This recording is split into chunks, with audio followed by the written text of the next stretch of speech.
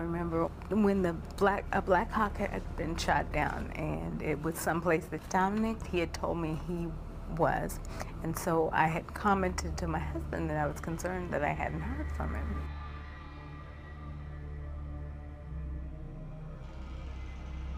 Later, my husband told me that they had called and said there have been some casualties, but they weren't sure if Domonicque was included in that. And because they hadn't confirmed, he hadn't told me that.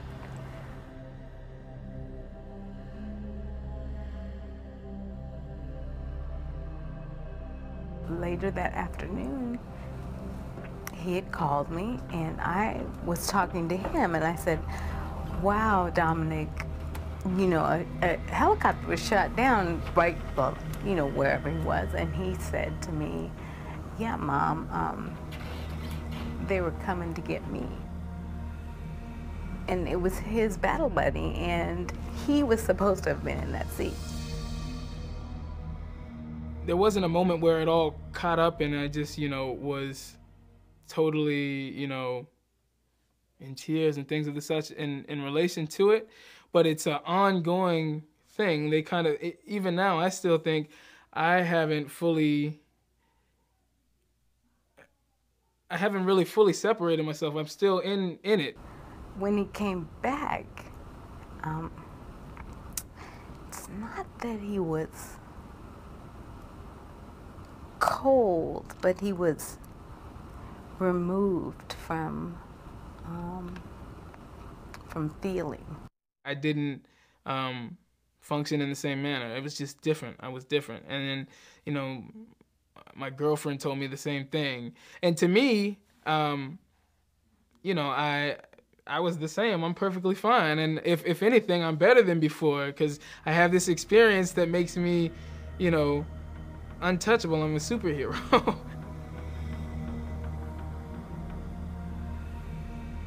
At 15, he was volunteering to stay home with his mom and a newborn baby to take care of us. To see it and to know how loving and caring and nurturing he was before he left, it's really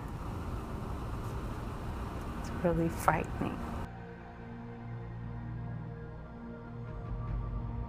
You come back and you have the PTSD issue, and with the PTSD issue, it takes, I mean, it's impossible to go, my personal opinion is it's impossible to deploy, and definitely if you're a combat guy, and come back and be 100% the same.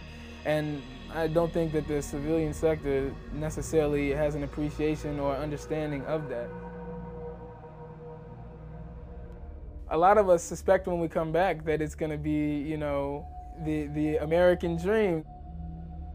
Have these great jobs and this great life and everything will be great because we've allowed the opportunity to not come home in the protection of our country and for the freedom of our country. So we come back and we suspect that it's going to be glamorous, we'll be, you know, accepted by everyone, and everyone will be so appreciative that we're back. You think you're a hero, you know what I mean? There were a number of times when we had verbal exchanges. We had like a few falling outs, and I was there for a while, and we had a disagreement, so I left their home. I walked off and was, you know, spent the rest of that time of the evening trying to figure out where I would go. The next thing I knew, I wound up homeless, living at a bus stop.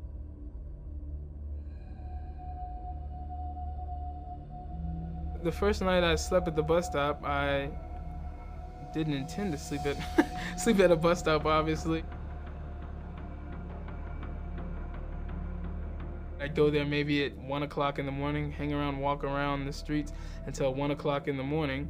I would sleep there until about 4:30 a.m., 5 a.m., and get back up before everyone else is coming to work so no one would see that I was at the bus stop.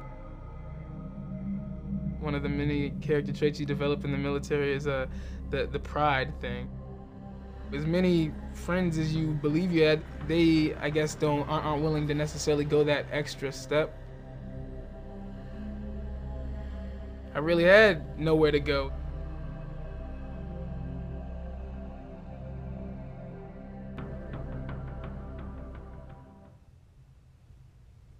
When we come back from the break, we're going to be talking here live in the studio with Domonicque and his mother, and also offering solutions for others struggling with reintegration.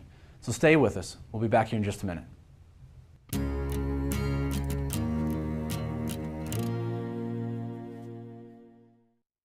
3 million military family members, too seldom remembered. One time to thank them.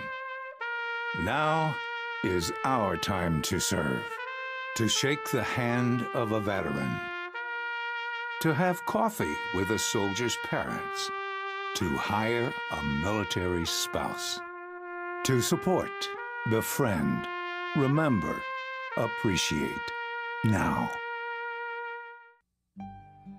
Don't forget America's veterans. Log on to thankyouveterans.org and write a thank you card to a veteran for their service to our country. A public service of Paralyzed Veterans of America.